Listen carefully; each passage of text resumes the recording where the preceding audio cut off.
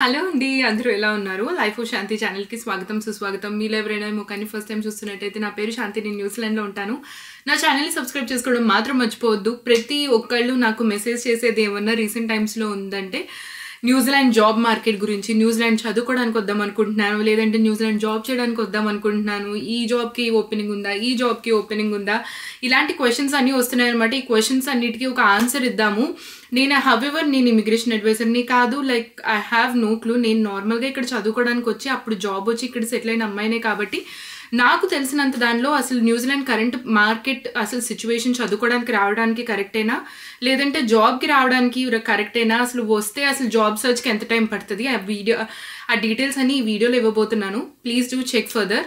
And ఇంకా too many questions మీకుంటే please professional advice తీసుకోవడం చాలా మంచిది. ఏదైనా ఇమిగ్రేషన్ అడ్వైజర్ని కానీ, లేదంటే ఇమిగ్రేషన్ వెబ్సైట్ నేను డిస్క్రిప్షన్ బాక్స్లో పెడతాను. దానిలో ప్రతి ఏ వీసాకి రిక్వైర్మెంట్ ఏంటి, ఎంత లాంగ్ అవుతుంది, ఫీజు ఎంత, అన్నీ క్లియర్గా ఉంటాయి.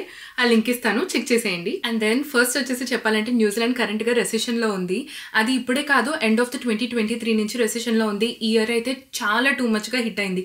రెసెషన్ అండ్ ఇన్ఫ్లేషన్ ఏంటంటే న్యూజిలాండ్ టాప్ సెకండ్ కంట్రీ వరల్డ్లో ఇన్ఫ్లేషన్లో. ఫస్ట్ వచ్చి యూకే ఉంది, సెకండ్ వచ్చి న్యూజిలాండ్ ఉంది. రెసెషన్ అంటే నథింగ్ బట్ జాబ్ ఆపర్చునిటీస్ మనకి లేకపోవడం, ఉన్న వాళ్ళనే కట్ డౌన్ చేసేయడం, అండ్ దెన్ ఫ్యామిలీలో మనకి స్పెండ్ చేయడానికి మనీ ఎక్కువ మిగిలిపోవడం. ఫర్ ఎగ్జాంపుల్, నేను న్యూజిలాండ్ వచ్చిన కొత్తలో 3 లీటర్స్ మిల్క్ బాటిల్ వచ్చి $3.20 ఎంతో ఉండేది, ఇప్పుడు ఆల్మోస్ట్ $8 అయింది. అంటే మోర్ దాన్ హాఫ్ పెరిగిపోయింది. అలా అని చెప్పి శాలరీ ఏమన్నా పెరిగిందా అంటే లేదు. So cost of living rise అయిపోద్ది, కానీ మనం మేక్ చేసే ఇన్కమ్ రైజ్ అవ్వదన్నమాట. అండ్ దట్టు ఈ ఆపర్చునిటీస్ అనేవి కూడా తగ్గిపోతాయి. సో దాన్నే ప్రెటీ మచ్ ఏమనాలంటే బిజినెస్ కూడా జనాలు మరి తక్కువ మనీ వస్తుంటే జనాలు బయటకు వెళ్ళి ఏమీ కొనరు కదా, అప్పుడు బిజినెస్లు కూడా సరిగ్గా రన్ అవ్వవు. బిజినెస్లో లాస్ ఉంటుంది. బిజినెస్ లాస్లు ఇలా అవ్వడం వల్ల ఎకానమీ లాస్లో ఉంటుంది అనమాట. సో దీన్ని ఒక హై ఓవర్గా దీన్ని రెసెషన్ 2023లో జీడిపి ఆల్మోస్ట్ చాలా పడిపోయింది అనమాట. కానీ ప్రస్తుతం ఇప్పుడు కరెంట్లీ గ్రో అయింది, లైక్ పాజిటివ్ 0.5% ఉంది అని అంటున్నారు. కానీ ఎంప్లాయ్మెంట్ రేట్ 2024 స్టార్టింగ్లో 4% ఉంటే ఇప్పుడు 6% ఉంది ఎండ్ ఆఫ్ ద ఇయర్కి. సో ఉన్న వాళ్ళకి ఇక్కడ జాబ్స్ లేవన్నమాట. ఎంప్లాయ్మెంట్ రేట్ అయితే లైక్ ఇమాజిన్, నేను వర్క్ చేస్తున్నాను కంపెనీలో. మా కంపెనీలో ఎవ్రీ మంత్ మన వర్క్ని అసెస్మెంట్ చేసి అవసరం లేదు వీళ్ళు ఈ జాబ్ కనుకుంటే రిమూవ్ చేసేస్తున్నారు. This is so hard period ఎవరికైనా. అండ్ మనం వెళ్ళి కంపెనీలో కంప్లైంట్ చేయలేము, నేను ఈ వర్క్ చేయలేను అలా అని చెప్పి. వర్క్ ఏమన్నా తక్కువ ఉందా అంటే లేదు. వర్క్ మనకి ఇప్పుడు ఒకరిని తీస్తారనుకోండి, వాళ్ళ వర్క్ కూడా వచ్చి మన ప్లేట్లోనే పడుతుంది, కానీ మనం వెళ్ళి వాళ్ళకి చెప్పలేకపోతున్నాం అనమాట. ఎందుకంటే they want to cut down on staff. Business run తక్కువ లాస్లో ఉంది, అందుకనే ఎంప్లాయ్మెంట్ని తక్కువ చేయాలని చూస్తున్నారు. సో ఈ ప్రస్తుతానికి ఎంప్లాయ్మెంట్ స్టేటస్ ఇదనమాట. నేను స్టెప్ బై స్టెప్ స్టూడెంట్స్కి, ఇంజనీర్స్కి, అసలు ఒక్కొక్క జాబ్ సెక్టర్ మార్కెట్, అసలు ఈ ఇన్ఫ్లేషన్, ఈ రెసెషన్ మార్కెట్ అనేది ఎలా డిపెండ్ అయి ఉంటుందో కూడా చెప్తాను మీకు, సరేనా? పబ్లిక్ అండ్ ప్రైవేట్ సెక్టర్స్ని కనుక కంబైన్ చేస్తే almost 4,000 people already job loss అయిపోయారు. అండ్ ఇంకా జాబ్ లాస్ అనేది ఇంకా గ్రాడ్యువల్గా financial year March to March కదా, అప్పటి వరకు ఎక్స్పెక్టెడ్ ఇంకా గ్రో అవుతుందని చెప్పేసి. ఆ తర్వాత 2025లో దే ఆర్ ఎక్స్పెక్టింగ్ అప్పుడు స్లోలీ ఈ రెసెషన్ అనేది న్యూజిలాండ్ నుంచి ఎగ్జిట్ అవుతుంది అని చెప్పి. సో మీలో ఎవరైనా జాబ్ చేయడానికి న్యూజిలాండ్ ప్లాన్ చేసుకుంటున్నా, ఒకవేళ ఇది ఎలాంటి జాబ్స్ ఎక్కడున్నాయి, మీరు ఆన్లైన్ నుంచి అప్లై చేసి న్యూజిలాండ్ రావాలనుకుంటున్నా, this is not a right time. ఎందుకంటే మీరు అప్లై చేసినా మీకు రిప్లైస్ రావన్నమాట. ఎందుకంటే ఏ కంపెనీ ఫస్ట్ ఆఫ్ ఆల్ ఇక్కడ ఉన్న వాళ్ళని జాబ్స్కి తీసుకోవడానికి చూడట్లేదు, అలాంటప్పుడు బయట కంట్రీస్ నుంచి తీసుకురాదు కదా, అది ఇంకొక ప్రాబ్లం.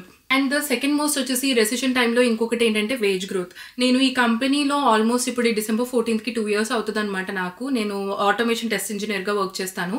ఈసారి మా కంపెనీలో అనుకున్న దానికన్నా ఎక్కువ లైక్ శాలరీ గ్రోత్ అనేది అస్సలు లేదు. To be very honest, last year వచ్చిన దానికన్నా ఈసారి నాకు దానిలో హాఫ్ కూడా రాలేదు. నాకు పర్సంటేజ్ కూడా చెప్పడం ఇష్టం లేదు. అండ్ కరెంట్ మార్కెట్ కూడా అలా లేదనమాట. ఒకవేళ వేరే జాబ్స్ చూసుకొని వెళ్ళిపోదామని చెప్పేసి. సో ఎంప్లాయ్మెంట్ వేజ్ అనేది మనం చేసే వర్క్ డబల్ అయ్యింది, కానీ మన వేజ్ మాత్రం చాలా, మనం యాజ్ ఇట్ ఈస్ ఎంతకు జాయిన్ అయ్యామో స్టిల్ అంతే ఉందన్నమాట. అది ఇంకొక ప్రాబ్లం. సో నేను చెప్పాలనుకునేది ఏంటంటే, ముందు లైక్ దీనివల్ల స్టూడెంట్స్ ఎలా ఎఫెక్ట్ అవుతారు అని మాట్లాడే ముందు మనం ఏదైనా కంట్రీలో నుంచి వేరే కంట్రీలో ఎవరైనా చూసి వాళ్ళ లైఫ్ స్టైల్ చూసి మీరు అనుకోవచ్చు, ఓ వావ్, లైక్ నేను వెళ్ళి నేను ఎర్న్ చేయాలి అని చెప్పి. తప్పేమీ కాదు, ఎవరైనా లైఫ్లో గ్రో అవ్వాలి, అదే ఇంకొకరు కోరుకునేది. బట్ మీరు ఏదైనా కంట్రీ మూవ్ అవ్వాలనుకుంటే బ్లైండ్గా ఎవరో ఇన్స్టాగ్రామ్స్, యూట్యూబ్ వీడియోస్ చూసేసి వెళ్ళటం కన్నా అసలు కంట్రీలో ఏం జరుగుతుంది, ఎకానమీ ఎలా ఉంది, మనం చూస్ చేసుకునే కంట్రీ వెళ్ళిన వెంటనే జాబ్ వస్తుందా లేదా, ఇవన్నీ ముందు మీరు గూగుల్ ఉంది, చాట్ జీపీటీ ఉంది, లేదు అనుకుంటే ఇమిగ్రేషన్ అడ్వైజర్స్ ఉన్నారు. న్యూజిలాండ్లో చాలా ఇమిగ్రేషన్ అడ్వైజర్స్ ఉంటారు. కివియానా ఇమిగ్రేషన్, నేను ఆ ఇమిగ్రేషన్ ద్వారానే అన్ని వీసాస్ ఫైల్ చేశాను నావి. సో వాళ్ళు ఇనీషియల్ అడ్వైస్ మీకు ఫ్రీగానే ఇస్తారు. వాళ్ళ వెబ్సైట్కి వెళ్ళొచ్చు, వారికి మెయిల్ చేయొచ్చు, వాళ్ళ నెంబర్స్ ఉంటాయి, మీరు వాట్సాప్లో కాల్ కూడా చేయొచ్చు. ఇనీషియల్ వాళ్ళు ఏది ఛార్జ్ చేయరు అన్లెస్ మీరు వీసా అప్లై చేయాలి అనుకుంటే. సో మీ సైడ్ నుంచి మీరు కూడా లైక్ కొంచెం హోంవర్క్ చేయాలన్నమాట. ఐ అండర్స్టాండ్ ఇప్పుడు యూట్యూబర్స్, ఇన్స్టాగ్రామర్స్ చాలా పెరిగిపోయారు. బట్ హౌవెవర్ అందరూ చెప్పే దానిలో జెన్యూనిటీ ఉంది. ఫర్ ఎగ్జాంపుల్ నేనే చాలా వీడియోస్ చేయొచ్చు జాబ్స్ గురించి, అది నా పాయింట్ ఆఫ్ వ్యూ. బట్ నేను ప్రొఫెషనల్లీ ట్రైన్డ్ కాదు కదా జాబ్స్ గురించి చెప్పడానికి. సో హౌవెవర్ మీరు నిజంగా రావాలి అనుకుంటున్నారు, కరెక్ట్ టైంలో అసలు ఎకానమీ ఉంది అనుకున్నప్పుడు you have to do a homework. అసలు ఎకానమీ ఎలా ఉంది, ఒకవేళ ఎకానమీ బాగుంటే ఈ కంట్రీ చూస్ చేసుకోవడం కరెక్టా, మీ ఫ్యామిలీ పొజిషన్ ఏంటి, వచ్చి రాగానే ఫస్ట్ 6 monthsలో మీరు వచ్చిన మనీని వెనక్కి కట్టగలుగుతారా లేదా, ఇవన్నీ చూసుకొని అప్పుడు కంట్రీ డిసైడ్ అయ్యి సేఫ్టీ ప్రకారం మీరు రావాలి. కానీ మనం ఏ కంట్రీ అయినా పర్లేదు వెళ్ళంగానే డబ్బులు వచ్చేస్తాయి అనుకోవడం చాలా తప్పు. నా స్టూడెంట్ లోన్ నేను చెప్తాను, ఆల్మోస్ట్ 20 lakhs నేను స్టూడెంట్ లోన్ తీసుకుంది. It took me 5 years to pay back. So it's gonna B so hard for you guys. Like అనుకుంటాం ఇది కట్ డౌన్ చేసేసుకుంటే ఇలా ఉండొచ్చని, బట్ లైఫ్ అలా ఉండదు. నేను చాలా మందికి ఇదే చెప్పడానికి ట్రై చేస్తాను. చెప్తే ఓ నువ్వు వెళ్ళి నువ్వు హ్యాపీగానే ఉన్నావు కదా అని అంటారు.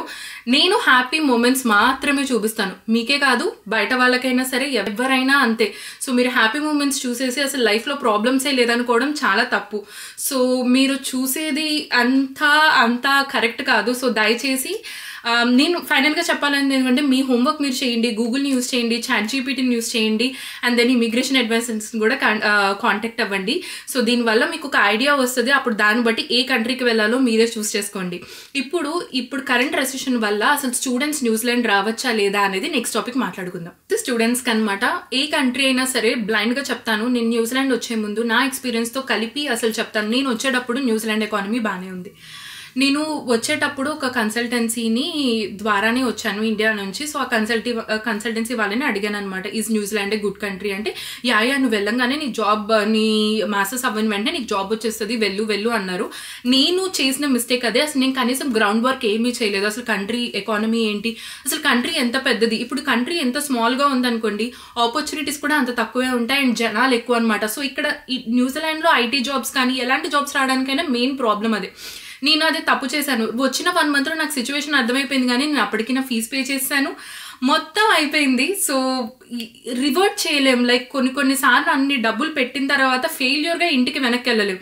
సో అందుకని మీరు వెళ్ళే కంట్రీ, ఎవరైనా స్టూడెంట్స్ ఏ కంట్రీ చదువుకోవడానికి మాస్టర్స్ అయినా పిహెచ్డి అయినా ఏది చేయాలనుకుంటున్నా ప్లీజ్, అంటే ఒకవేళ మీరు కనుక మాస్టర్స్ చదవాలి అనుకుంటున్నారంటే యూఆర్ వెల్ ఎడ్యుకేటెడ్ రైట్, నువ్వు ఆల్రెడీ అండర్ గ్రాడ్యుయేషన్ చేస్తుంటావు, నువ్వు గూగుల్లో వెళ్ళి టైప్ చేసి సర్చ్ చేస్తే చాట్ జీపీటీలో వెళ్ళి చదవటం వస్తుంది కదా నీకు.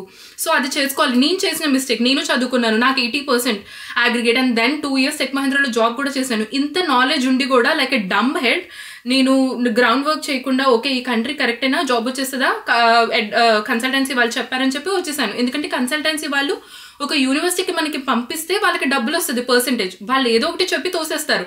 కానీ ఇక్కడ అలా ఉండదన్నమాట. సో న్యూజిలాండ్ లాంగ్ బ్యాక్ వచ్చినప్పుడే నాకు ఐటీ జాబ్ రావడానికి 4 years పట్టింది. సో ఇప్పుడు కరెంట్ ఉన్న సిచ్యువేషన్ గురించి చెప్తాను. సో కరెంట్ ఉన్న సిచ్యువేషన్ చదువుకోవడానికి రావడానికి ఈ కంట్రీ వైడ్గా ఓపెన్ చేస్తుంది. ఎందుకంటే మీరు చదువుకోవడానికి వస్తే వాళ్ళకి డబ్బులు వస్తాయి. ఎందుకంటే ఇప్పుడు ఫర్ ఎగ్జాంపుల్ నేను చదివిన మాస్టర్స్ నా ఫీజు వచ్చేసి ఐ థింక్ $42,000 న్యూజిలాండ్ డాలర్స్ ఆ టైంలో. నేను ఎంబీఏ చేశాను, executive MBA, masters in business management. So అప్పుడు 40 సేమ్ అదే ఇక్కడ సిటిజన్స్ కనుక పే చేస్తే పర్ సబ్జెక్ట్ $2,000 పే చేశారు. అంటే మాకు 16 సబ్జెక్ట్స్ ఉన్నాయి, అంటే $16,000 అండ్ నేను కట్టింది $42,000 న్యూజిలాండ్. అర్థం చేసుకోండి, వాళ్ళు ఎవరైనా ఎందుకు ఏ కంట్రీ అయినా సరే ఇంటర్నేషనల్ స్టూడెంట్స్ని అట్రాక్ట్ చేస్తుందంటే దీనికోసమే. They will get more than 50% advantage out of you. And ఆ తర్వాత ఏమన్నా ఇక్కడ చదివిన ఎడ్యుకేషన్కి వాల్యూ ఉందా అంటే లేదు. న్యూజిలాండ్లో ఎలాంటి జాబ్స్ అప్లై చేసినా సరే మీది అసలు కనీసం మీరు డిగ్రీ కంప్లీట్ అయిందా లేదా అని అసలు ఎవరు అడగరు. మీ అగ్రిగేట్ అంతా కూడా అసలు ఎవరు అడగరు అనమాట. నాకు ఇప్పుడు ఇక్కడ జాబ్ వచ్చింది కూడా నేను ఇండియాలో చదివిన చదువు వల్లే జాబ్ వచ్చింది. సో కొన్నిసార్లు అనిపిస్తుంది అసలు ఎందుకు ఇన్ని ఇయర్స్ వేస్ట్ చేశాను, ఎందుకు ఇంత స్పెండ్ చేశాను, ఈ పాటికి నేను ఇండియాలోనే ఉండుంటే మేబీ ఇప్పుడు కర్న్ చేసేదానికి ఆల్మోస్ట్ ఇండియాలో హ్యాపీగా ఉంటూ నా సొంత ఇల్లు నాకుండి, నా కార్ నాకుండి, ఇంట్లో కనీసం హెల్ప్ చేయడానికి ఎవరో ఒకళ్ళు ఉండి నేను హ్యాపీగా ఉండేదాన్ని కావచ్చు. బట్ హవెవర్ నేను పర్సనల్గా గ్రో అయింది న్యూజిలాండ్లో వచ్చిన దాన్ని బట్టి, అది తర్వాత మాట్లాడుకుందాం. హవెవర్ నేను మీకు ఎగ్జాంపుల్ చెప్తున్నాను. టచ్ వుడ్ లైక్ మా ఫ్యామిలీ కైండ్ ఆఫ్ స్టేబులే, బట్ చాలామంది ఇంకొక కంట్రీస్కి ఎందుకు వస్తారంటే ఫ్యామిలీని జాగ్రత్తగా చూసుకోవడానికో, ఫ్యామిలీలో చాలా ప్రాబ్లమ్స్ ఉంటాయి, ఫినాన్షియల్గా సపోర్ట్ చేద్దామని చెప్పి వస్తారు.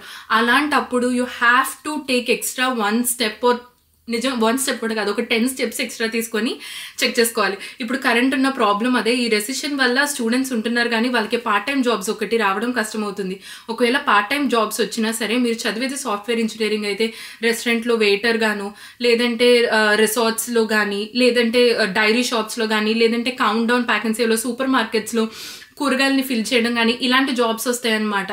అదే కరెక్ట్ ఎకానమీ ఉన్నప్పుడు అట్లీస్ట్ మీకు ఏమంటారు ఆఫీస్లో జాబ్స్ వస్తాయి, like part time, like call సెంటర్స్లో జాబ్స్ వచ్చే ఆపర్చునిటీస్ అలా ఉంటాయి. సో తీసుకునే స్టెప్ కరెక్ట్గా తీసుకోండి. అండ్ ఆఫ్టర్ దాట్ ఆల్సో మీ ట్యూషన్ ఫీజు తక్కువేమి ఉండదు. ఆ తర్వాత మీరు ఫుల్ టైం జాబ్ చేద్దాం అనుకుంటారు, ఫుల్ టైం జాబ్ కూడా మీరు చేసిన దానిలో రాదనమాట. సో అప్పుడు మీకు శాలరీ తక్కువే కదా వస్తుంది.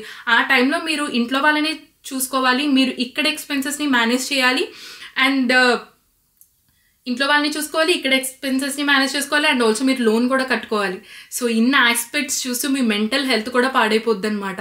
సో ఏదైనా మనం ఒక డెసిషన్లో వేరే కంట్రీ వెళ్తున్నామంటే ఎగ్జైట్మెంట్ ఉండటం కరెక్ట్, బట్ అది లైఫ్ చేంజింగ్ డెసిషన్ కాబట్టి please do take decision accordingly. And తర్వాత వచ్చేసి ఇప్పుడు ఐటీ జాబ్స్, సాఫ్ట్వేర్ ఇంజనీరింగ్ గురించి నాకు చాలా అంటే చాలా మెసేజెస్ వస్తున్నాయి. I don't want to talk specifically about testing, development, DevOps కాదు. Entire IT industry is so damn effed right now in New Zealand. ఎందుకంటే ఎక్స్పీరియన్స్డ్గా చెప్తున్నాను, ఉన్న వాళ్ళకి జాబ్స్ ఉండట్లేదండి. మీరు ఎక్స్పీరియన్స్డ్ అని చెప్పినా సరే 10 years ఎక్స్పీరియన్స్ ఉన్న వాళ్ళకి ఇంత పే అని ఇవ్వాలి కదా. సో ఆ పే ఇప్పుడు కంపెనీ ఇవ్వలేకపోతుంది. సో అందుకని ఇంటర్మీడియట్ లెవెల్ వాళ్ళకి కూడా ఫైన్. అండ్ ఇప్పుడు స్టూడెంట్స్కి ఉన్న ప్రాబ్లం కూడా అంతే. ఇదివరకు గ్రాడ్యుయేట్ ఐటీ వాళ్ళని తీసుకునేవాళ్ళు, ఇప్పుడు గ్రాడ్యుయేట్స్ని కూడా తీసుకోవట్లేదు. ఎవరైనా ఇంటర్మీడియట్ లెవెల్లో ఉంటే వాళ్ళకే ఇంటర్మీడియట్ లెవెల్లో ఉన్న వాళ్ళు ఏంటంటే వాళ్ళకి ఆల్రెడీ ప్రయర్ ఎక్స్పీరియన్స్ ఉంటుంది. అండ్ దెన్ ఇప్పుడు జాబ్ ఎలాగో మార్కెట్ లోలో ఉంది కదా, వీళ్ళకి గ్రాడ్యుయేట్ పే చేస్తుంటే వాళ్ళు కూడా వర్క్ చేసేస్తున్నారు. కరెంట్ సిచ్యువేషన్ అలా ఉంది న్యూజిలాండ్లో. ఎవరైనా ఐటీ జాబ్స్ పెట్టుకొని అలా వద్దాము, ఐటీ జాబ్స్ కానీ హెచ్ఆర్ జాబ్స్ కానీ, second of all HR jobs, అసలు హెచ్ఆర్ జాబ్స్ న్యూజిలాండ్లో మోస్ట్ ప్రాబబ్లీ ఇక్కడ వాళ్ళకే ఇస్తారు. ఐ మీన్ నేను ఇక్కడ పర్మనెంట్ రెసిడెంట్, అలా అని చెప్పి నాకు హెచ్ఆర్లో జాబ్ వస్తుంది అంటే రాదు. దే ప్రిఫర్ దేర్ పీపుల్, ఎందుకంటే వాళ్ళు కమ్యూనికేషన్ స్కిల్స్ కానీ ఏదైనా సరే. నేను ఇప్పటి వరకు అయితే రేర్ కాదు అసలు నేను అసలు ఇప్పటి వరకు ఎప్పుడు మన వాళ్ళని హెచ్ఆర్ డిపార్ట్మెంట్లో చూడలేదన్నమాట. సో మీరు ఎవరైనా ఐటీ రిలేటెడ్ కానీ న్యూజిలాండ్ వద్దాము అనుకుంటే this is not a right time. నా కంపెనీలోనే ఇప్పుడు కాంట్రాక్టర్స్ ఉంటారు కదా, ఫర్ ఎగ్జాంపుల్ నేను స్పార్క్కి పనిచేస్తాను. స్పార్క్కి middle through tech Mahindra company వాళ్ళు స్పార్క్కి క్లయింట్గా అలా వస్తారు కదా. సో అలా ఆన్ షోర్ వచ్చిన వాళ్ళని ఇప్పుడు అందరినీ ఆఫ్ షోర్ పంపించేశారు బడ్జెటింగ్ ప్రాబ్లం వల్ల. సో అంత ప్రాబ్లమాటిక్గా ఉంది. సో చూసుకొని రండి. సెకండ్ వన్ వచ్చి సివిల్ ఇంజనీరింగ్. ఒకవేళ కంపెనీ వాళ్ళే మిమ్మల్ని ఆన్ సైట్ పంపిస్తే that's a different story. But మీరు మీ ఓన్గా మీరు అప్లై చేసుకొని వద్దాము అనుకుంటే you will get depressed. So నేను మళ్ళీ ఎకానమీ బ్యాక్ అవుతున్నప్పుడు, మళ్ళీ జాబ్స్ అన్ని ఆఫర్స్ అన్ని రివైవ్ అవుతున్నప్పుడు నేను మళ్ళీ ఇంకొక వీడియో చూస్తాను. That time you can go ahead. So please do watch my channel. అందుకని నేను అన్ని టైప్ ఆఫ్ వీడియోస్ చేయడానికి మీకు ట్రై చేస్తాను. సో మీకు అది హెల్ప్ఫుల్గా ఉంటుంది. సో సెకండ్ వచ్చేసి I have to say is about ఇప్పుడు సివిల్ ఇంజనీరింగ్. యాక్చువల్లీ న్యూజిలాండ్లో సివిల్ ఇంజనీరింగ్ జాబ్స్ చాలా బాగుంటాయి అనమాట. ఎందుకంటే ప్రెసెంట్ చాలా హౌస్ కన్స్ట్రక్షన్స్ అవన్నీ బాగా అవుతున్నాయి. ఎందుకంటే కరెంట్ ఉన్న మార్కెట్లో ఇప్పుడు ఇంట్రెస్ట్ వాల్యూ పెరిగినప్పుడు న్యూజిలాండ్ హౌసింగ్ మార్కెట్ ఎలా ఉంటుందంటే మనం ఇండియాలో ఇంటికి ఏదైనా ఒక ఇంట్రెస్టే తీసుకుంటాం కదా. లైక్ ఫర్ ఎగ్జాంపుల్ నేను 2% ఇల్లు కొనుక్కున్నప్పుడు 2% తీసుకుంటే మీరు 25 years లోన్ తీసుకుంటే ఆ 2% కట్టాలి అలాగా. కానీ న్యూజిలాండ్లో అలా కాదనమాట. కరెంట్ మార్కెట్ మీరు ఇల్లు కొనుక్కునేటప్పుడు ఒక 2% ఉందనుకోండి, అది 2 years కానీ మీకు ఇష్టం ఒక 2 to 5 years లోపు లాక్ చేసుకోవచ్చు అనుకుంటా. ఆఫ్టర్ దట్ ఇప్పుడు కరెంట్ 7% ఉంది ఇంట్రెస్ట్ రేట్, అంత పర్సెంట్ మీరు కట్టాలి. సో దానివల్ల చాలా మంది ఇల్లులు కూడా అమ్మేస్తున్నారు అనమాట ఇప్పుడు. ఎందుకంటే ఫర్ ఎగ్జాంపుల్ 2 person వర్క్ చేస్తున్నారు, ఒక్క పర్సనే వర్క్ చేస్తున్నారు అనుకోండి, ఇంట్లో వైఫ్ అండ్ హస్బెండ్ ఒకళ్ళే వర్క్ చేస్తున్నారు అనుకోండి, ఇప్పుడు అది 7% 6%కి రైజ్ అవ్వడం వల్ల ఒక్కళ్ళ శాలరీ ఎంటైర్ ఇంట్రెస్ట్కి వెళ్ళిపోతుంది. అప్పుడు ఇంకా జనాలు ఎలా తిని ఉంటారు. సో దానివల్ల ఇది ఇంకొక ప్రాబ్లం అనమాట న్యూజిలాండ్లో కరెంట్లీ ఇప్పుడు. So coming back to civil engineering part, but still however construction అనేది వైడ్ విగ్రస్గా జరుగుతుంది. హవెవర్ నా ఫ్రెండ్ ఒక అమ్మాయి సివిల్ ఇంజనీరింగ్లోనే వర్క్ చేస్తుంది అనమాట. Before it use to be so good, however ఈ ఇయర్ కూడా వాళ్ళకి అంత గ్రేట్గా లేదు. మేబీ నెక్స్ట్ ఫైనాన్షియల్ ఇయర్లో civil engineering must be the good one మీరు కనుక ట్రై చేయాలనుకుంటే. సో ఈ టాపిక్ మొత్తాన్ని ఎండ్ చేసే లోపు ఫైనల్గా మీలో ఎవరైనా నిజంగా న్యూజిలాండ్ రావాలి, ఏమైనా ట్రై చేయాలి అనుకుంటే డాక్టర్స్ కానీ, నర్సెస్ కానీ, లేదంటే ఎర్లీ చైల్డ్హుడ్ టీచర్స్ కానీ, V3కి చాలా ఆప్షన్ ఉంది. ఎందుకంటే గవర్నమెంట్ ఫస్ట్ హెల్త్ అండ్ సేఫ్టీకి హెల్త్ సెక్టర్కే మనీ ఫండింగ్ చేస్తుంది కదా. So no matter what, actually అక్కడ కూడా ఇప్పుడు పెద్దగా గ్రోత్ లేకపోవడం వల్ల అండ్ శాలరీస్ ఆస్ట్రేలియాతో కంపేర్ చేస్తే ఎక్కువ లేకపోవడం వల్ల చాలా నర్సెస్ న్యూజిలాండ్ వదిలి వెళ్ళిపోతున్నారు అనమాట. సో అందుకని వాళ్ళకి నర్స్ స్కార్సిటీ చాలా ఎక్కువ ఉంది. ఒకవేళ మీలో ఎవరైనా నర్స్ అయి ఉండి మీకు ఏమైనా క్వాలిఫైడ్ నర్సింగ్ డిగ్రీ ఉంటే ఇమిగ్రేషన్ అడ్వైజర్ని కాంటాక్ట్ అవ్వండి. సో యూ గైస్ మీకు ఆపర్చునిటీ బాగా ఉండుండొచ్చు. అండ్ టీచర్స్కి ఒకటి మంచి ఆపర్చునిటీ ఉంది. నేనైతే ఇది స్పాన్సర్డ్ కాదండి, నేనైతే కివి అనే ఇమిగ్రేషన్ నా PR కూడా వాళ్ళతోనే ఫైల్ చేసుకున్నాను, నాకు రెసిడెన్సీ వచ్చింది. సో నేను ఫాలో అయిన వాళ్ళది పెడతాను మీ ఇమిగ్రేషన్ అడ్వైజర్ వెబ్సైట్, కావాలంటే మీరు కాంటాక్ట్ అయ్యి చూడండి. That's it for this video. మీకు హెల్ప్ఫుల్ అయింది అనుకుంటున్నాను. సో ఐఎమ్ ఓకే మీరు ప్రతిరోజు క్వశ్చన్స్ అడగడం, బట్ హవెవర్ మీ సైడ్ నుంచి మీరు చెక్ చేసుకోండి. Please be wise. ఎందుకంటే ₹1 స్పెండ్ చేయడం ఈజీ, కానీ దాన్ని ఎర్న్ చేయడం చాలా కష్టం. ఏ కంట్రీ వెళ్తున్నారో చూసుకొని ముందు బ్యాక్గ్రౌండ్ చెక్స్ అన్ని చేసుకొని గ్రౌండ్ వర్క్ చేసుకొని అప్పుడే ఏ కంట్రీకి అయినా, న్యూజిలాండే కాదు ఏ కంట్రీకి వెళ్ళాలన్నా అంతా చూసుకొని వెళ్ళండి. చాలా అనుకుంటాం మన ఇండియాలో వదిలేసి వెళ్ళంగానే గ్రో అయిపోతామని. మీరు అనొచ్చు అలా అయితే నువ్వు వచ్చేయచ్చు కదా అని చెప్పి. ఆల్మోస్ట్ ఏమంటారు, ఇక్కడ నాకు తెలిసి ఇక్కడున్న NRSకి ఈ ప్రాబ్లం అర్థమవుతుంది. నేను ఆల్మోస్ట్ న్యూజిలాండ్ వచ్చి 7 years అయిపోతుంది. ఇప్పుడు వెనక్కి వెళ్ళి నేను ఇండియాలో అడ్జస్ట్ అవ్వాలంటే నాకు చాలా కష్టం. ఎందుకంటే ఇక్కడ లైఫ్ ఒకళ్ళు పట్టించుకోరు, అది అలా అలవాటు అయిపోతుంది అనమాట. లైఫ్ స్టైల్కి అడ్జస్ట్ అవ్వడం ఇంకా కష్టం. సో ఎంత వెళ్ళిపోవాలన్నా ఎంత వెనక్కి వెళ్ళాలన్నా సరే there are certain things that pulls back అనమాట. అడ్జస్ట్ అవ్వగలుగుతామా లేదా అవన్నీ. అందుకనే చాలామంది వెళ్ళాలనుకున్నా వెళ్ళలేరు. ఈ టాపిక్స్ అన్ని ఇంకొక వీడియోలో మాట్లాడుకుందాం. ఇంకొక టాపిక్ డిబేట్ అవుతుంది. ఈ వీడియో ఎలా నచ్చిందో ప్లీజ్ కమెంట్ సెక్షన్లో తెలియచేయండి. ఎలాంటి వీడియోస్ ఇంకేమైనా కావాలి అనుకున్న, స్పెసిఫిక్ సెక్టర్ గురించి ఏమైనా కావాలనుకున్నా కమెంట్ సెక్షన్లో మెన్షన్ చేయండి. అండ్ నా ఫోన్ నెంబర్ చాలా మంది అడుగుతున్నారు. నాకు తెలుసు పేరెంట్స్ గురించి, లైక్ ఎవరైనా ఉన్నారు అంటే వాళ్ళ కిడ్స్కి ఇవ్వడం మంచిదే, బట్ నాకు మీరెవరో పర్సనల్గా తెలీదు. So I prefer not to. So అది నా సేఫ్టీ అండ్ ప్రైవసీ, నాకు దాని మీద కంప్లీట్ రైట్స్ ఉన్నాయి. నేను ఎవరికి ఇవ్వాలి ఎవరికి నెంబర్ ఇవ్వకూడదని కదా. కానీ కమెంట్ సెక్షన్లో మెన్షన్ చేయండి. ఖచ్చితంగా ఇంకో వీడియోతో రిప్లై ఇస్తాను, లేదంటే మీ కమెంట్స్ అన్నిటికీ రిప్లై ఇస్తాను. సరేనా? మళ్ళీ ఇంకొక వీడియోతో మళ్ళీ మీ అందరికి ముందుకు వచ్చేస్తాను. అంతవరకు ఉంటానే. టాటా.